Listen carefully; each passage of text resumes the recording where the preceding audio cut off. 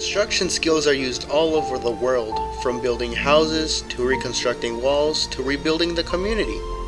Students at Corsicana High School have the opportunity to learn these skills in the Carpentry Program of study. The CHS Carpentry Program provides a solid foundation for students interested in entering the construction or skilled trade industry. Students will study carpentry, electrical, and plumbing while also learning to use hand and power tools, read blueprints, and cost estimating. Students will have the opportunity to earn their OSHA 10-hour construction safety certification, as well as the NCCER Carpentry Level 1 industry-based certification. Courses offered in the Carpentry Program of study include Principles of Construction, Construction Technology 1, and Construction Technology 2.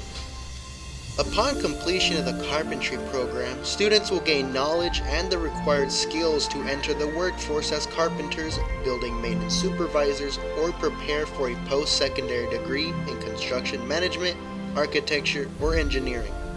If you have any building experience, interest in woodworking, or just like to work with your hands, the Corsicana High School Carpentry Program could be the place for you.